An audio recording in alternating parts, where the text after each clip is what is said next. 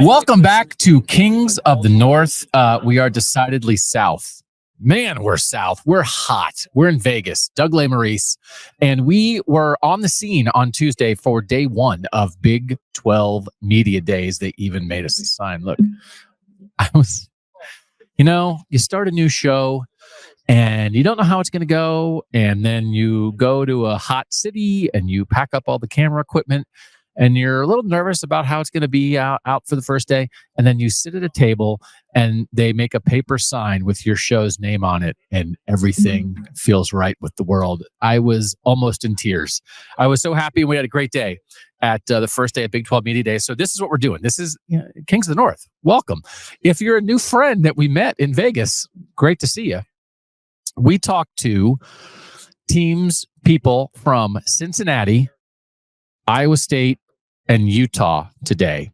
And we're going to run some interviews from that. And then on Wednesday, day two of Big 12 Media Days, Colorado, West Virginia, and BYU. We will hopefully talk to players and or coaches and or ADs from those places. So we made a lot of new friends. We did some interviews. And also Tuesday night live and Wednesday night live, Bill Landis will join me for a live show where we'll kind of talk about what I thought of Big 12 Media Days and what's going on. So, I have some thoughts on some things that Brett Yormark, the commissioner, said on Tuesday. We actually hope to have Brett Yormark on Wednesday's show.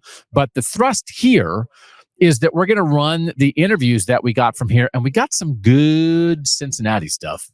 We really did. And we're going to end the show with John Cunningham, the Cincinnati AD. And Bill and I have talked about where Cincinnati is right now, Cincinnati jumping up to the Big 12 after succeeding at such a high level, at the highest possible level in the American, what that transition is like. And John Cunningham worked at two other schools that were on the level that Cincinnati was at previously. And the transition and the comparison that he made, I thought was very interesting. So it's not just for Cincinnati fans. It's just the idea of hearing college football when you're making a leap.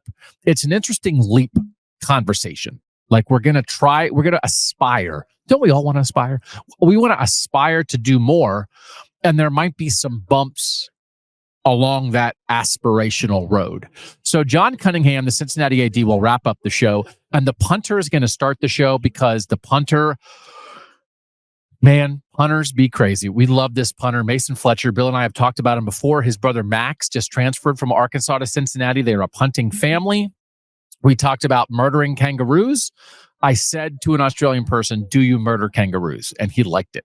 So we also laid the groundwork for our Northern Punters calendar, which if we can get the NIL money through, might happen. And he's in. So Mason Fletcher will lead off the show.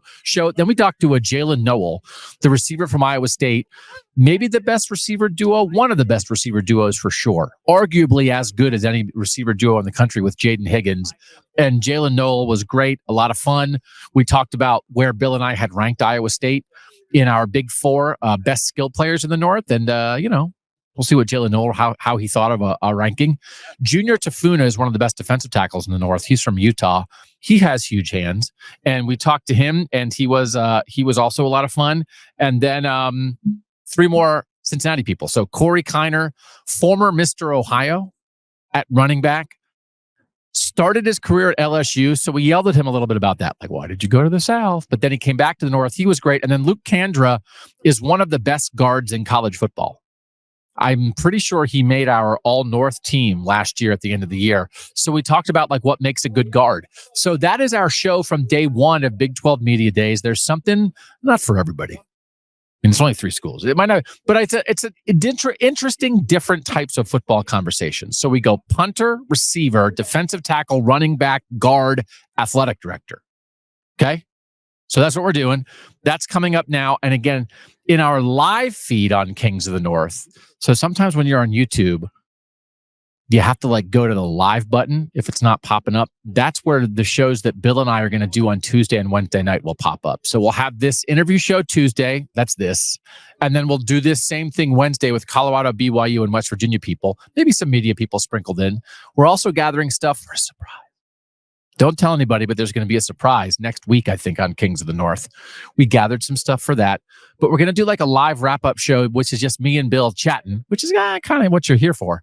And so don't miss that. Find it on the live feed on our YouTube channel. And if you're listening on the podcast, it'll pop in there also. So thanks to our producer, Mike Urostowski, for hanging with us all day on all this stuff. Thanks to my daughter, Kira, was here. She helped with some stuff. So thanks to everybody who made this happen. The Big 12, they've never done this in Vegas before, and this turned out to be like a really good day. So we're in Allegiant Stadium. There's a big Raiders logo over there. There were lots of mascots like jumping around and hugging each other today.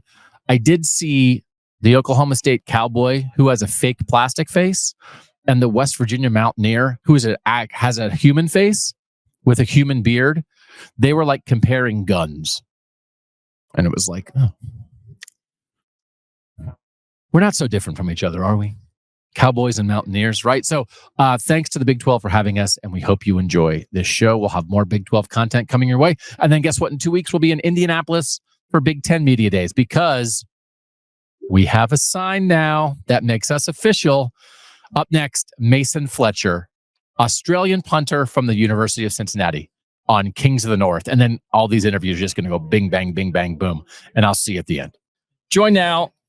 So fired up. It's Mason Fletcher, the Cincinnati punter from, and you may correct me, the preeminent punting family on planet Earth. Yes or no? Biggest yes of all time. Biggest yes of all time. So your dad was a punter, you're a punter, your brother's a punter. You and your brother are both excellent punters, and now your brother came to Cincinnati. Right? So pretty much. Well, no. I lied. Not pretty much. My dad played Australian football, little different. Punting in Australian football, which makes sense of why there's so many Australian punters. We have to punt it to each other to pass it. Yeah. So you guys grow up throwing a baseball, throwing a football. We grow up punting a football. So the skills kind of transfer right over. So he played that for 23 years. I wanted to play that, couldn't. Figured out I needed to do something. I had a friend at Texas A&M. I thought, well, that looks interesting. The rest is history. So, like, when you're growing up as a kid in Australia, like in America, like a dad will say or a mom will say, you want to go have a catch. Yeah. Do you say, like, you want to go have a punt and you go out and you kick the ball to each other? Literally, like, we'll say, yeah, I've got a lot of texts. You want to have a kick? You want to have a kick? Yeah. Oh, and is it like an emotional thing, like to go out in the yard with your dad and have a kick? Yeah, that's where bonds are made, and some bonds are broken too. My brother and I are very competitive, so there's a lot of that came out, so a lot of competitiveness there. But yeah, go have a kick. How big is your yard? Don't you need a gigantic yard to go have a kick? I guess, but you could kind of punt it over 10, 15 yards. That's kind of the difference. In Australian football, we don't need to punt it as long as and as high. Okay. So that's kind of the skill we do need to learn to be able to come over here. And our balls, one, it's kangaroo leather, so it goes way further and it's way easier to kick. Wait. Confirmed kangaroo leather. Yeah. You guys murder kangaroos and turn them into balls? Murder is a strong word, but yeah, I guess when you put it like that, yes. I mean, I guess so. Football's a pigskin, but I don't know that they're walking around like killing pigs. I mean, it's like, I assume a pig just dies of old age and then turn into a football. I'd like to think the kangaroos would be the same way. Yeah. Like old people like, oh, this isn't for me. And the kangaroo keels over and then they like run over and they're like, oh, this would be good for a ball. Football, yeah, exactly right. I don't only want to ask people they just ask you Australian stuff all the time, right? Yes and no. I've been here for 4 years now, so not as much as maybe when I first got here. So there's just kangaroos walking around in Australia? Yeah, I would say to an American, that's kind of like our deer. Or your deer, sorry. That's just wild to me. Yeah. No, you're one of us now. You're one of us. 4 years here. True. So do you think it's going to be cool to have your brother with you at Cincinnati, or is it going to be kind of a pain to have your little brother there? No, in all seriousness, it has been awesome. Yeah, we're kind of a little different. I'm a little bit more outgoing. He's a little quieter, but that probably is a good thing, because I think if we were both like me, we'd probably butt heads a lot. And we don't, which is great. So do you think I would guess, right, you'll be the most famous brothers in the history of Cincinnati football. I can't even think of any other brothers. Are there any other brothers in Cincinnati? Oh, I guess the Kelseys. Yeah, I was going to say, I think there's two other guys that may have both just won a Super Bowl. The Kelseys ruin it for everybody. But you're next. The Fletchers are next. That'd be good. That'd be nice. I'd like to say we're the best punting duo in the country. Yes. And so where was your brother? He was at Arkansas, and he was second team All SEC there, so he can hit a football pretty decent himself. So you've been the punter at Cincinnati for how long now? This will be my fourth year. So and then he's redshirting this year, and then he'll have two? Yep. So there'll be a Fletcher as the Cincinnati punter for 6 years. Yes, sir. That is awesome. Yeah. Why why did he come to? Did you just say Cincinnati is the place to be? It's awesome, because you could have gone to Arkansas, right? Like he came to your place. Oh, it's kind of funny how it worked out. I mean, he had some issues there, and we needed someone after me to replace me, and it kind of just worked out that the transfer portal now is what it is, and everything kind of fell into place when it needed to, and the rest is history, as they say. All right. So how do you keep your leg in shape? What do punters do? At other schools, it sounds like they don't do too much. Our workouts, we just jump in and work out like a regular athlete. No, punters aren't like that. No, that's not. No, we do not. I wish we were having a beer and a cigarette on the sidelines, but we are doing mat drills. We are doing running. We do every bit of running, every bit of lifting. I was 168 pounds when I got here. I weighed in at 217 the other day. What? So that partly due to American food too. And your guys' portion size, which is awesome. Not clowning it. I love it. Suits people like me. But yeah, we jump in everything. So that's 49 pounds that you gained? Roughly, yeah. Of all muscle. Look at that. All muscle. Keeping it tight. Yeah. Does your leg get tired? Honestly, yes. It's funny because people think you just go out there and punt 3 times. That does not include the 100, 150 punts in the warm-up or, the lead up to it. And it is, in all seriousness, it's like an all-out effort every time. So it's like a 1 rep max every time you do it. So it kind of does add up. My freshman year, I could have punted 1,000 balls at 168 pounds, just straight elastic. Now I put on a little bit of weight. Probably have to tone that down a little bit. Okay. Yeah. But you do. So it sounded like, I don't know, were you throwing a little shade at punters at other school who don't do all the workouts with their teammates? I don't know if it's shade. I'm more so jealous. Oh, you want to be standing on the sideline smoking a cigarette and murdering kangaroos and not having I'm just kidding. But why is it this way at Cincinnati?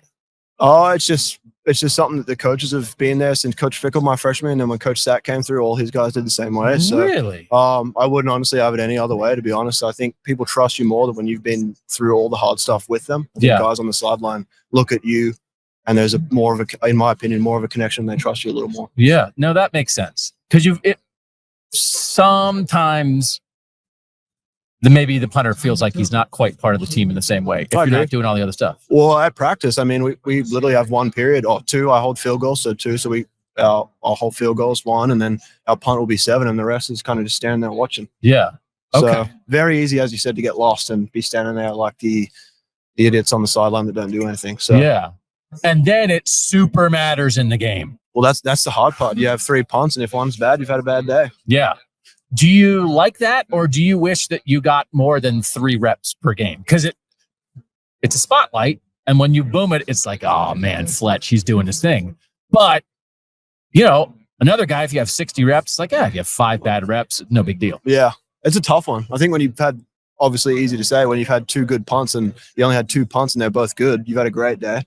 So yes, in that sense, it's good for your stats and all that. Is less punts to maybe interfere with that, I guess. But on a bad day, when you've only had 2 and 1 was bad, I wish I could go out there and be a quarterback and have 400 attempts. Yeah. Do you do the Australian guys, because you grow up having a kick with your dad? Do you have more different ways to punt than an American punt? So you guys call it the watermelon, which I'm going to change right now. We've been doing it for 150 years. It's called the banana. You'd say banana. I'd say banana. Oh, the banana. But what's the banana? So basically, I'll hit the balls shaped like that, and I'll hit the back panel, and it'll spin around. Oh yeah, left to right, and then I can do it the other way, which is called a snap, which is right to left. You can kind of hit one where you kind of drill it, and it starts floating, and it's kind of pretty hard to catch, like a baseball pitch, like where it's kind of moving, you don't know where it's going to go. We get taught the line drive, where maybe the return. I've had a couple of those where the return is up a little too far, and you might be able to drop one in front of him, and kind of that's how that works. Or there's ones where they've got one sat so far back where you've kind of just got to sit it up to him. And then pooch punt's the hardest one, because that's the hardest one to me, because I think on the grass fields, they kind of sit, whereas on the turf field, sometimes you don't know whether they're going to skip forward or bounce back. I've had ones that bounce back. So you've hit a 40-yard punt that bounced back 10 yards, only 30, and they've had a horrible day. Yeah, that is not good. You're like golfers. Yes. Except I cannot play golf. What? I know. Terrible. Too long. I thought with your banana would be like a nice little fade. No, it's a slice. It's a terrible slice that ends up on the freeway. I have a slice too. Yeah. I hit a golf ball across a road one time, and it went through the window of a car dealership. Really? Watch yourself. We are excited for the punting Fletchers. And You are in for the Kings of the North punter calendar, maybe. Perfect. So keep us posted on that. Oh, I'd love to earn that. If the NIL money comes through, you'll be true. in. We need the government to kind of tick that off first. Oh, wait. Can guys from other countries get NIL or no? No, not yet. No. All right, we have to go home for it, so it's a process. We'll do it under the table. Yeah. We never had this conversation.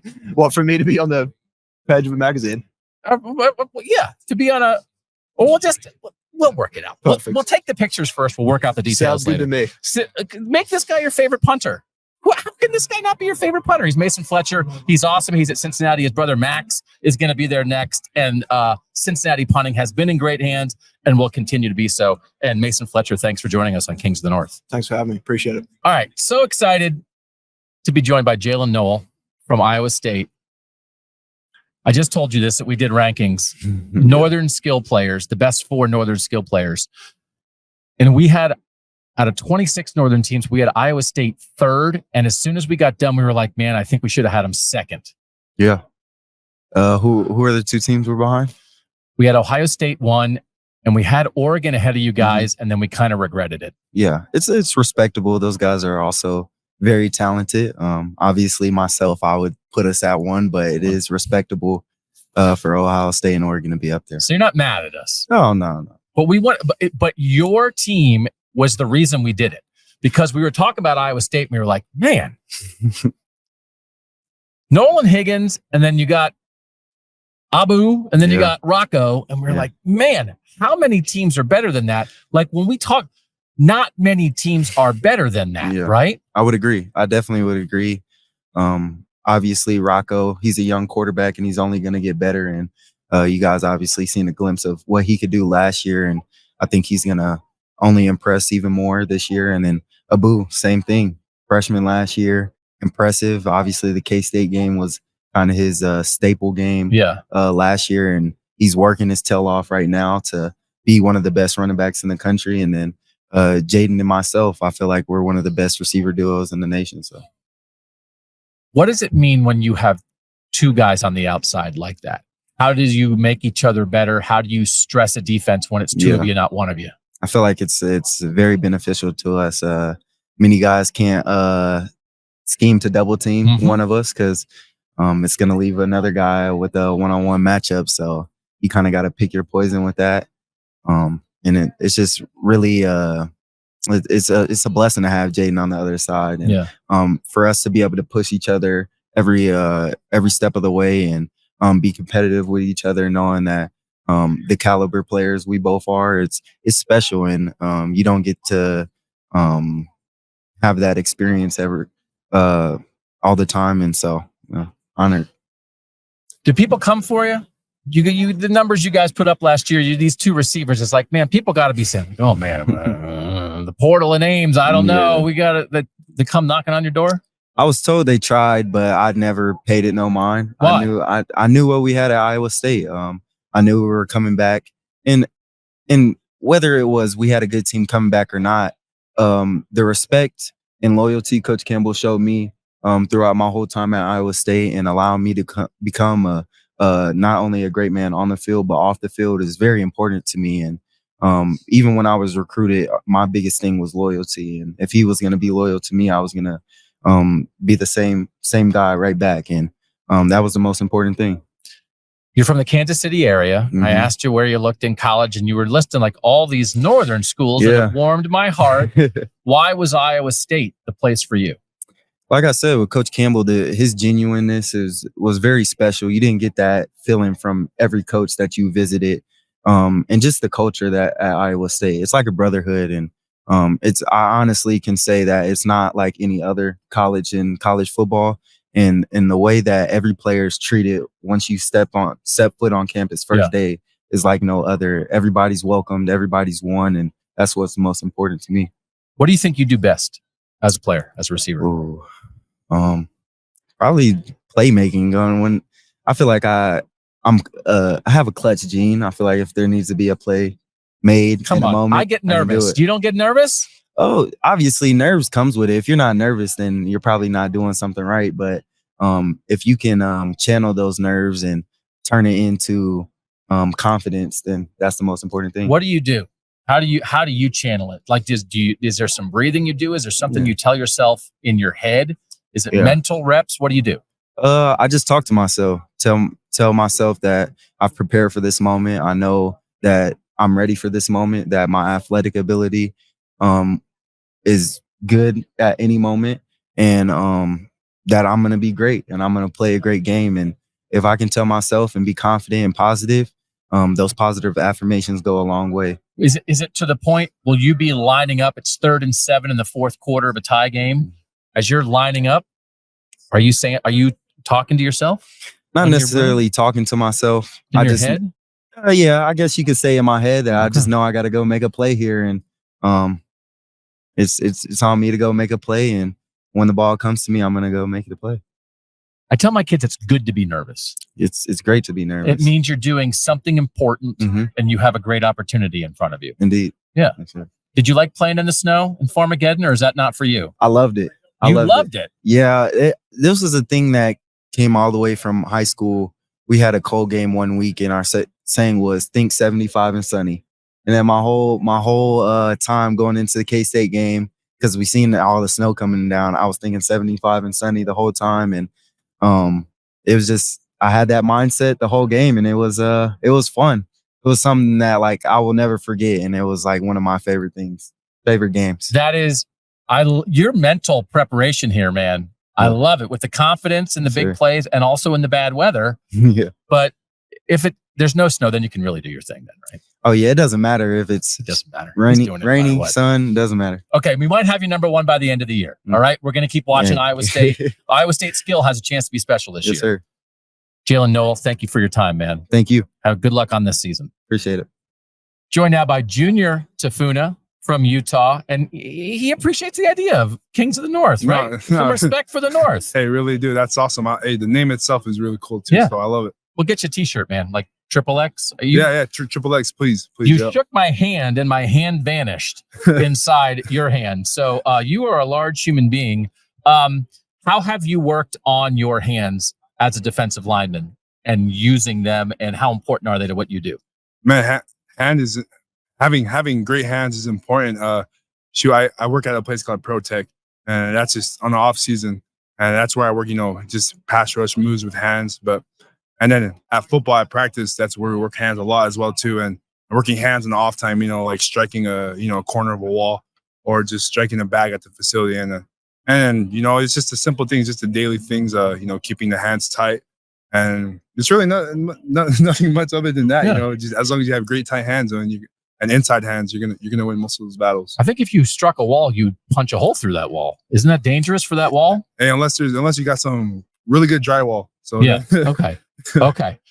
What made you love football? Man, I was a running back when I first started, and when I was a little kid, and so when I scored that first touchdown in flag football, that's what really made me love it. Just because at least I thought I was really fast. I think I was pretty fast. I still am pretty fast. I like to think I am pretty fast, but now I'm a defensive tackle. 20 what, 15 years later, or something like that, and it's a whole different game. So. Did you got too big for running back? Is that the deal? No, I actually played linebacker in high school. So I switched over to linebacker in high school, and then college level came back from a mission, and then they said, hey, you're going to play defensive tackle. And then just from there, I was like, all right, I'll do it. I didn't really know. How about goal line fullback? I could see you as a goal line fullback. Yeah, I have a sneaky carry. Man, I've actually told Coach Ludwig or Quinton Ganther, I was like, hey man, let's get some play to do some goal line, fullback divers. So, yeah. I could see that. Like, you set it up right. You come in like maybe 8-10 plays, and you're lead blocking. Yeah. And then on the 11th play, like a little pop pass to you, maybe, or an inside handoff. Hey, I'd love that. I'd love it. We're here to get the big guys fed, man. We'll try it. We're gonna get it out into the universe. Let's feed Junior. He deserves a touchdown. He grew up running the ball. Please, I need it. Please. So, I think it's fun to compare teams sometimes in interesting ways. So let me ask you this question. Did you watch Michigan win the national championship last year and ever think like, they can do that. We can do that. Yeah, for sure. Even watching Washington. Yep. Because we played against them too, and seeing them go against, I was like, wow. I was like, because going against them, like they're at the top. Yep. And you competed with those guys, and some of those games were pretty close. And like, what the heck, we can actually do it. Yeah. And so it's going to be great to see all the possibilities this year. How good do you think the Utah football program is right now? Because I always differentiate between a team and a program. Because a team to me is like a little slice, and a program is what you are sustained, right? Yeah. And you've been around. This is going to be your 4th year as a starter, right? You know the program. Yeah. How good's the program of Utah football? Man, I'd say the program's I would say it's elite. I mean, it's proven year in and year out. It's proven great results, even I guess on the down year, you could say. Yeah. I mean, it's done really well just because of the culture it's instilled over there, and it's trusting the process and having a team first mentality. When you were a young guy, what did you think of Utah football? Like when you were growing up and looking at it? Man, to be honest, I didn't know what Utah was. I didn't really know much about football. I just know there was a blue school and a red school. And that's all you have to know. That was right. Yeah. That's good. Yeah, that was it. And then later in my recruitment, when Utah came, I started knowing about Utah more just because, they were beating, they're getting good. And I was like, wow, these guys are really good. I want to play for them. And that's just kind of what took over. Okay. And the fact that this is a new conference with a lot of new different teams in it, like, is it exciting to you? Is it like, holy moly, we're going to be playing all these new teams? Like, what's it like? Yeah. You've been doing this a long time, and now kind of your world changed a little bit. Yeah, man, it's exciting because there's a whole lot of new competition, and there's a whole lot of great offensive lines, new guys to offensive study. powers. Yep. And so it's awesome, and it just gives a bunch of I guess I gotta say I got a lot of studying to do and a lot of preparation to do. Can you show us your hand real quick? Yeah. This is my hand. That was a big beefy hand. Watch out with this guy. Junior Tafuna, he's absolutely one of the best defensive tackles in the country. Certainly one of the best defensive tackles in the North. Good luck to you this season, and thanks for joining us on Kings of the North. Absolutely. Thank you. Joined now on Kings of the North by, I'm going to say it, Ohio football legend, Corey Kiner. Is that okay with you? Yeah, I'll take that title. Yeah. He'll allow it. Corey, thanks for joining us here on Kings of the North. We were just talking about like the fit here, the necklace, the look. You feel good today, right? Oh, yeah. Yes, sir. I feel average because I look average. Corey, we celebrate Northern football here on Kings of the North. And you made a decision as a young man to go to LSU. Yes, and sir. then you decided to come back to the North. How did it feel when you came back to Cincinnati? It was like a welcome home moment. I left Cincinnati to go to LSU, and a lot of people didn't really like it. But then when I came home, I was welcomed with loving arms, and it was a great moment. Do you want me to say why'd you go? Why'd you go in the first place, Corey? Should I say? I can't. It's bygones be bygones. Yeah, right? Yeah, it's bygones be bygones. I feel like I needed it though. It helped me mature as a man and as a football player. It helped me grow up a little bit, and then I came back and I was better than when I left. It did.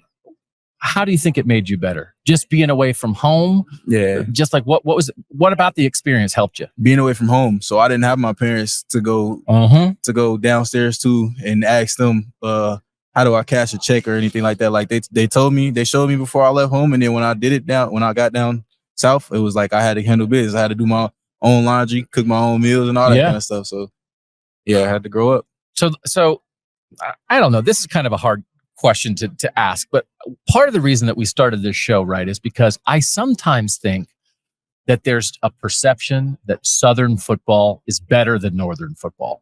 Now, listen, there's a lot of great players down in the South. I mean, Bama won all these championships. There's a lot of facts to back it up. Did you have any idea, like, was that in your head at all, do you think, when you made your decision to go to LSU? Not necessarily. I always knew how good football was down there, but then when I went down there, all I constantly heard was like, oh yeah, high school football down here, college football down here is just the greatest football in the world. And then in the back of my head all the time, I'm like, man, they don't know I'm from Ohio. That's up north. Like, they tell me how good I am, but they don't know I'm from up there. And there's more people like me. Yeah. Okay. So you went down there and now you came back. And do you think that Northern football is sometimes underrated by people? Yeah, more times than not, it's very underrated. People just don't give us the respect that we deserve. Okay. But Ohio, like ball in Ohio, right? Describe it. How good did you think it was when you were playing? Ball in Ohio is tough, hard-nosed football. Like, down south, they got the speed and the finesse and all that kind of stuff. Ohio is pound the rock in the cold of November and December, in the snow and the cold weather. Oh, come on. Now you're talking our language here, Corey. Have you played football in the snow? Oh, yeah. Yes, sir. What do you think about it? Do you hate it? Do you love it? What do you think? Oh, I know that's my weather. I know I'm getting as many touches as I can take. Thank you for coming back. He came back to the North. We're so happy to have him. Yeah, yes, sir. Cincinnati football, you in an interesting spot, right? Like, you kind of saw it was coming up, and then you went to LSU, and then you decided to cut. Like, how do you feel about Cincinnati football? Where do you think Cincinnati football is right now? I feel like we're in a phase where we're rebuilding, but Cincinnati football is always going to be great. Just our fans, it's nothing else like our fans in the world. Our small stadium atmosphere, but it's packed every single home game, and the fans show up and show out every single time. Okay. You had a great year last year. Like, where do you think you've maybe even gotten better going into 2024? I feel like I've gotten better as just becoming more of a vocal leader. I'm doing the same thing that I did last offseason as far as preparing. Like, I trained really hard last offseason, but becoming more of a vocal leader, trying to get to know my teammates off the field, trying to get to know their families, stuff like that, because they can trust me and they know when I tell them something that it's coming from the heart and not just me wanting to win a football game. Why does that matter though? Like, hey, we're playing ball together, but like, I don't know. Do I really need to know you? Like, you think it matters if like you get to know somebody on a deeper level? Oh yeah, yes sir. Because when somebody's yelling at you and you don't know them, like you're a grown man as well. You're gonna feel like, why are you yelling at me? Like, you don't know me. You don't know what I'm going through. Whereas if I get to know them, get to know what they're going through, how they think and how they feel, when they see me yelling at them or trying to talk to them one-on-one, they're gonna know that it's coming from the heart and I must have did something wrong or I'm doing something really good and he wants to talk to me about it. Because they know you actually care. Yeah. So then they can absorb. Get to know people so you can yell at them. I'm going to absorb that in my life. That's very good advice. You said people think you're an old soul. Why do you think they say that about you? Because like you said, I got dressed today and like I'm looking kind of younger. But like I don't usually do that, and then I like listening to older music. I like listening to some of my dad's music and stuff like that. So okay, I'm gonna get you an old man's plaid shirt, right? Well, just like this. Yeah, you got that. You got it on. You got the drip on. This is not. I would love to have drip someday, but it's probably not going to happen. What made you love football? I honestly I don't. Actually, I think I do. So when I was 4 years old, that's when I first started playing football. I used to just my dad used to say I always walked around mad with my fist balled up. And he used to always tell me like, man, unball your fist and stop being mad. And he was like, on Saturdays that's when we played football when I was a kid. On Saturdays, you can go out there and hit people and not get in trouble for it. So that's what I did. I just went there and took my anger out on people as a kid. You're such a nice guy. I had nothing to be mad about as a kid, but I just was mad just because. I love it. I can't even. I don't want to envision Mad Corey, but Mad Corey on the field is good. Corey on the field is good. Yeah. All right. He's Corey Kiner. We're happy he's back at Cincinnati. Thank you for joining us here on Kings of the North. Yes, sir. Thank you for having me. Joined now by Luke Kandra. Best guard in the North. Best guard in the North. We'll start there. Maybe the best guard in the country. Luke, my co-host Bill and I have over time theorized about a great series that we've called Guard-a-Palooza. Guard-a-Palooza. Because we think athletic guards are so important. Are athletic guards important to a football team? Yeah, it's very important. The whole aspect of, some schemes with the outside zone like we do, being able to run and help with the center cutoff or the tackle overtake or the second level with the linebackers. And then on the other hand, being able to the pooling game where really just the biggest part of the second level, if you're able to pool and get the linebacker out in open space, and that can make the easy cut for the running back or the tight end or the receiver or the quarterback. And I think that's one of the most important parts. So listen, tackles get a lot of love. Now, listen, mostly receivers and quarterbacks get love and running backs get love. But among the offensive line, everybody talks about the tackles, right? They make the big money and stuff. But there are aspects, I think, of athleticism that are different at guard, right? Some of the stuff you're talking about, it's not that tackles can't get out in space at times, but they're doing a lot of, dealing with the edge rushers. It feels like you guys in particular on a play-to-play basis maybe have the widest variety of things you're asked to do. Yeah, back to the outside zone. the guards, we are doing that too. I mean, we're also blocking the edge rushers as well. So, and unlike the tackles, most of the time guards also have to most of the time block the big guys up front. Yep. The interior, just the wide variety of blocking different types of guys rather than other people just blocking the edge. But I think that's what's really cool. So when you're pulling, let's say, right, and you're trying to get to that second level, what's it like finding the linebacker or the safety that you're gonna block? Like, do you almost always block the guy that in the scheme that was the guy you're supposed to take, or how often does it turn up as like, oh, that guy's not there, this guy he fell down, I'm gonna take this other guy? Are you like I envision it like a Terminator or whatever, right? Like you're just looking for your target. What's it like when you're getting out there and looking for somebody to block? Yeah, I mean, it's probably exactly what it is. I mean, the scheme shows during practice and stuff like this is the guy that's going to show up. And then when the game happens, someone's going to block your guy. And then you have to, I think what offensive linemen don't get much credit is going with the flow of, especially on the second level, of trying to block those corners, those safeties, those linebackers. Just really, that's the biggest thing, going with the flow, making sure if they take your guy, you take theirs, and you just have to go make the split-second decision. Okay. Did you ever take dance at any time in your life? No, I am not a dancer whatsoever. But don't you need feet? Do you need feet? Don't you need feet? How are your feet? I did play basketball in high school, and I threw shot put and discus in the springtime, so that I like to think that helped my footwork a lot. Okay, because like you can't just be giant. You have to, like, right. Are there some guards, we're not like calling anybody out, are there some guards who are just kind of like big guys, but then the differentiator in Guardapalooza, when we talk about the guards, we like the dancing bears, right? The guys who are gigantic and strong, but also have the movement. That's the separator between maybe a good guard and a great guard, right? Yeah, that's really the most important part is the footwork. I mean, everyone's big and strong. That footwork that you can be able to use on a daily basis, every single play, is really the deciding factor whether you can make that extra block in the second level or withstand your ground against the interior or an edge rusher. Yeah. Okay. What has it been like? How much do you weigh right now? Right now, about 323. Okay. I'm always curious. Like, it seems like, a lot of times, especially when you're a younger football player, you come back after summer and it's like, you look at the roster and, the guy gained 12 pounds or whatever. But is it something like to try to find your weight? Like 323, like, because you need to be big enough, you need to be strong enough, but you don't want to lose your quickness, your athleticism. Like sometimes, have you ever found yourself bigger than you wanted to be, or that like, oh no, I need to get bigger? What's it like trying to get to the right weight? That's really important, especially for the O-line here at UC. Give great credit to Coach Nico and the strength staff. That's the biggest thing. You want to be big enough that there were times I was up to 330, and then in my head, I felt like I felt good, but in reality, I needed to drop 5 pounds.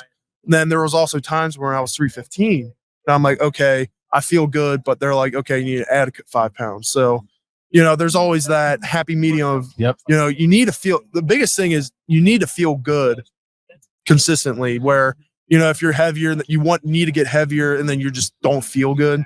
That's not good. You want to be able to be at a good weight where you can feel satisfied, you're playing well, and you don't have to worry about, that extra issue. When you are a player who has NFL aspirations and you've clearly shown yourself to have that ability, what's it like, the balance of doing what you need to do for your team, but also knowing that you have goals of what you want to do down the line, and you want to make sure you produce the best tape and put yourself in the best position to succeed at the next level? Really, I think the biggest thing about that, I mean, especially in my position, I feel like, and in my opinion, is that the team success. I mean, if we're having really good team success, that means I'm doing something right, and that means our whole team's doing something right. And I think individual success comes from team success. So if we're all doing well, then I'm going to do well. You hang out with Jason Kelsey at all? Does he come back and hang out?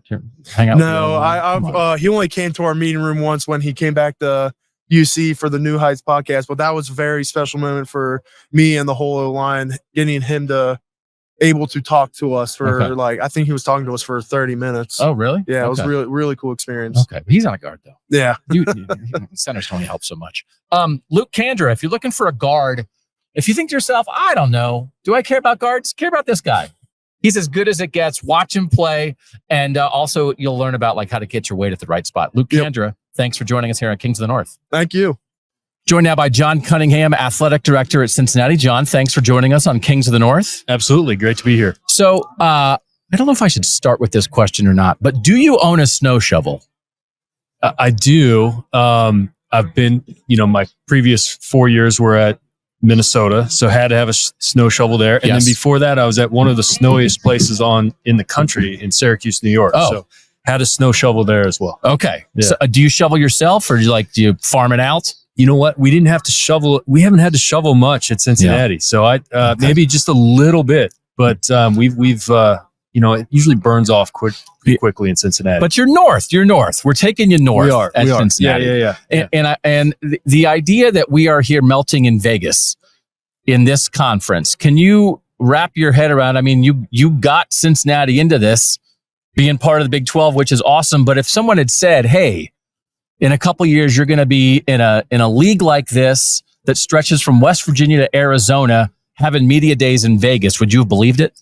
It would have thrown me off a little bit. So it is a little bit different. There's another level of heat when it gets over 110, and it felt like you were in an oven yesterday, just walking around a little bit. But it's a dry heat. Is that what they say? It's dry. I don't even know what that means.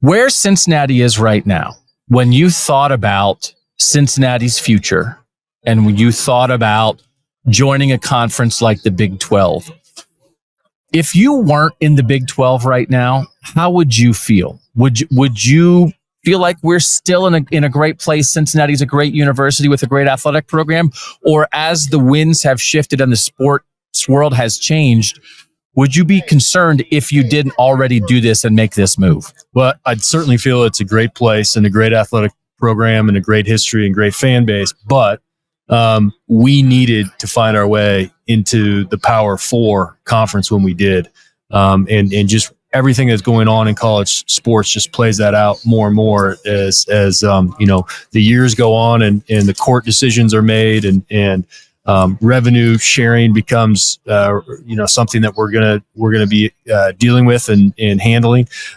So certainly. We would have been okay. We would have made it work, but we'd be in a totally different position than we are right now in the P4. And I love the fact that we're in a position and have a seat at the table to try to shape the way college athletics goes forward. And that means a lot too. Did you see this? You saw this coming, this world, the shifts, the realignment, the consolidation in a lot of ways. Is this why you felt a move to the Big 12 was right for Cincinnati, or did it not look exactly like this in your mind's eye? It didn't ever look exactly like this. So some of my previous stops, TCU when it was in the Mountain West, kind of knocking at the door, the program that was outperforming its resources.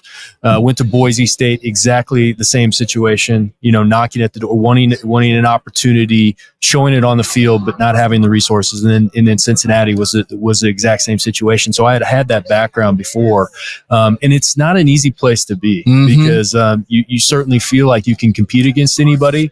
But without that television revenue going into your program, it just becomes difficult day in and day out. So, when we get into the Big 12, which I always thought was the perfect fit for Cincinnati, get into the Big 12 with great leadership of the Big 12 in the way that this conference wants to attack college sports, top to bottom, from the ADs to Brett Yormark. That's where we want to be, and we found our way in at the exact right time. Win percentage among major college football programs, 2018 to 2021. Bama 1, Ohio State 2, Clemson 3, Cincinnati tied for 4th with Notre Dame. Expand that out to 2022. Bama, Ohio State, Georgia, Clemson, Cincinnati tied for 5th with Notre Dame. That football success at that time, did that make this possible? Could this have happened if the Bearcats weren't getting it done on the football field? it absolutely made it possible. It's the reason that the invite came our way. And I always said that it was going to happen when it made sense for both parties. Yeah. Obviously, Cincinnati wanted an opportunity to be in a Power 5 league. We felt like we deserved that. Our university carried that cachet with it.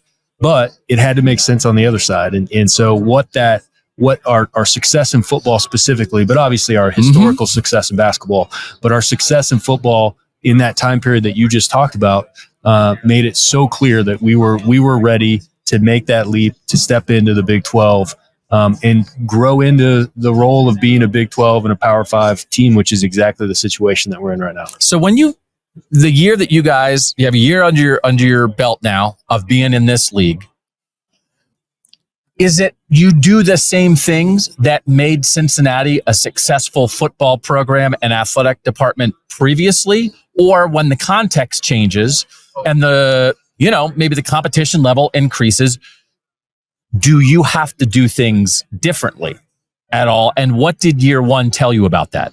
I don't think you have to do things differently. I think we want to be who we are in terms of our regional recruiting, in terms of how we approach things, which is with a lot of grit. It's a gritty city, right? It's a river town. It's got some real history to it, and we want to be Cincinnati because we think being Cincinnati is being enough in whatever conference we're in. So we're always going to do that. Now, one of the things it has shown us is that we're getting into more living rooms. We're getting an opportunity to recruit the level of talent that you need to have and the depth you need, probably more the depth than anything that you need to compete in the Big 12. So we had that ceiling on us previously where we'd get so far with recruit in every sport, and sometimes that recruit just wanted to play at the very highest level. Now we don't have that issue. Where we are at the highest level.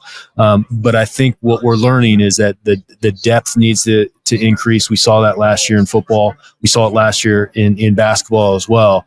We just need across the board depth, and that just takes some time. Again, I point back to TCU's move into the Big 12 when they did, Utah's move into the Pac-12. It takes a little bit of time to get your feet underneath you, and once we do, we're going to take off. We have everything else in place to do that. Man, those are good examples.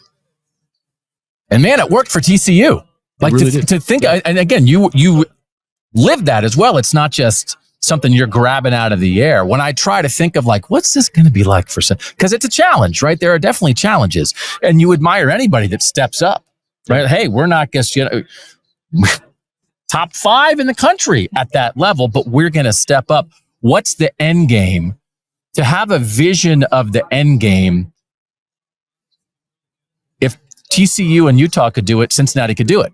Right? Yeah, 100%. I think in some ways it's almost easier for Cincinnati, and I'll tell you a few reasons why. I think the university, 55,000 students. People don't realize Cincinnati's that big. Yeah. This city itself is such a sports town, and it embraces college athletics, football and basketball. And then I think the way the university is going, you always got to look in the context of the whole university. You're just one part of it. You're driving the brand. But our university is really just been on a rocket ship in terms of our academic prowess, programs, how we connect with students. We continue to grow as a lot of universities are starting to shrink. And so I look at all those things and say, we may be in a better position than TCU and Utah were to make this transition. But again, it takes time, and everybody wants to happen tomorrow. Right? Yeah. Nobody wants to be patient, but if you give us a little bit of time, Cincinnati's going to be one of the great Power 5 programs. With your fans, for them to say, okay, now last year, now we care about BYU and Houston and UCF, and now you're telling, okay, now we care about Utah and Colorado and Arizona State. How much of an adjustment did you feel like there was? Do you have to guide your fan base in any way because I want fans to be happy, right? And sometimes we spend so much, we try not to do it on this show. We spend so much time talking about all the off-field stuff. It's like, man, the ball is good, but it's still confusing sometimes if like, okay, well, I don't know much about these teams that now are our conference opponents. What does a university and an athletic department have to do to help fans understand their new reality? I think for our fans, because we we tried so long to get it to this point, to get into this type of conference with these teams and these brands. Our fans are ecstatic. And as we bring in 4 new schools with great brands, they're just as excited. I mean, we're going to Colorado. That's a big trip for us. You know, we're going to take a second plane and get a lot of our donors and fans out there. And, you know, just the Utah brand and what that brings. And anytime you're in the north, right? Going down to Arizona in November is not a bad thing. So, and we have a lot of, you know, we have snowbirds down there and things like that. So, you know, for us, every one of these schools is a brand name that we're excited to play. And so, you know, maybe some others feel differently, but Cincinnati fans are just ecstatic to be where we are. And I'll mention on the basketball side, you know, we were in the Big East during the heyday of the second heyday of Cincinnati basketball. And as we had home games in Fifth Third this year in the Big 12, so many fans would catch me and say, it feels like we're back in the Big East. It feels like we're back in that environment that just has that across the board has tremendous basketball. So that in the end, I mean, there's a lot of complications and that's your job, but you figure those out. And I think there's opportunity in this new world with the 12-team playoff, with the conference realignment, but for a fan base like Cincinnati, I think it should be more fun, which is sometimes we forget sports are here to be fun. And I think you're set up for that. Of course. I mean, I think there's, you know, we just showed it by the games that we had this past year. Yeah. Our Nippert stadium experience has always been good, but this past year was tremendous. And it was, you know, these new brands, these new big football programs coming in to Nippert, and some teams that have never played in Nippert or haven't played there in a long time. And so I think our fans, you know, we didn't win as many games as we wanted to, but I think our fans enjoyed the competition. And you want to play against the best. You want to push your program forward, and this is the way that we're going to do that. And again, Coach Satterfield and that program's just going to you know, get their feet underneath us, and then we're going to take off. The ball's going to be nuts in this conference this year. It's going to be so good. I hope people understand that. Before you go, I have one request and a piece of advice. I'm ready. I'll give you the advice first. We talked about this on the show. I would calcify the University of Cincinnati and the football program to the maximum level possible. And I know Travis he's very busy, but Jason retired, and I don't know if Jason can be at every game in a Bearcats jersey, but I know you guys had the huge event with the brothers, the Kelsey brothers there with their podcast, and you are the University of Cincinnati. There's a lot of things that are very good about you, but that family is among the most famous families in American sport right now, and they're Bearcats. What else can you guys do to help the Kelseys lift the level of Cincinnati even more? It sounds like you've been in our marketing meetings, because we certainly talk about that. Kelseys. I love how you made Kelsey into a verb. So, calcify. Calcify. We 100%. And they've been so supportive of our program in so many ways ever since they got done. But this, I said University of Cincinnati's been on a rocket ship. Boy, the Kelseys have been on a rocket ship, and their world is absolutely crazy right now. We got to see that up front and personal when they came to campus and brought New Heights, their podcast, to campus. So we're certainly along for the ride as everybody else is, but we love the fact that they really care. Yeah. Both Travis and Jason really care about the program. It means something to them that the program continues to thrive. And so we're going to use that to the absolute maximum that we can without wearing them out. But they're going to get more Bearcat stuff than they know what to do with. Awesome. And obviously try to get them back to campus as much as possible. Good. Okay. I'm glad the marketing people are on that. And the last thing is playing Pitt this year, as you guys did last year. We on this show have talked about, can we get a barge? Can we float from Pittsburgh to Cincinnati? I do think one of the things with the realignment of conferences, geographically, some of this stuff doesn't make sense, but it is what it is. We know why it happened. But I would love to see Pitt and Cincinnati play as often as possible. And I think finding geographic rivalries, maybe outside your conference borders, when you think about Iowa State, and they play every year, they're not in the same conference. And Clemson and South Carolina play every year, they're not in the same conference. I'm not saying they have to play Pitt every year, but I'm super interested in our northern teams. I think about this like with Pitt and West Virginia and Penn State. Like there's so many games I'm excited about this year because of that. I just want as much of that as possible because it's fun to play Colorado and Arizona State, but I do think it's also fun to play teams on a regular basis that your fans can drive to. Can we get a decent amount of Cincinnati and Pitt or games like that on the schedule sometime in the future? Yeah, it's something we talk about all the time. And we have 3 non-conference games. And so we're looking for a great Power 5, Power 4 matchup, home and home. And Pitt fits that bill. It's exactly what you said. I drove to Pitt last year with my family. Awesome. And anytime you can get that 3-4 hour drive where your fan base can show up and really have a great experience in a very similar city. They're so similar, Pittsburgh and Cincinnati. So that's a natural one. We have Boston College coming up on our lineup. We played Indiana. Anytime we could take on some of those Big Ten teams, that makes a lot of sense. Those are drivable and great matchups. So we're always looking for those as our Power 5 home and home. We really don't have much interest in going, and playing out in Oregon or something like that. Yeah. It could happen, but we're mostly focused since I've gotten here on finding those regional home and homes and regional non-home and homes against G5 teams as well. We're looking at those. Yeah, no, I'm super excited for week 2 is really good this year. Michigan, Texas is that week, and Iowa State that's week. But I might be at Pitt, Cincinnati, man. Like that game is a banger. We're excited for that one. John Cunningham, thank you for your time. This is. I think it's an exciting time, perhaps a confusing time for some longtime Cincinnati fans, but I think it's good. I think it's in pursuit of something. And if you were sitting here and they're like, hey, you guys were picked first in the American, right? Which is great. But I think there'd be something in the back of our minds or not in everybody's stomach of like, well, what's around the corner? And instead you guys sort of solved the problem before it happened. So congratulations. Than you said it better than I could. So that's exactly long though. I said it too long. No, but that's exactly where we feel like we are right now, which is, we love the competition. We love this league. And it's just going to open up doors. It's going to make us better. We're getting better every day by being in the Big 12. And that's really important to us. John Cunningham, thanks for joining us on Kings of the North.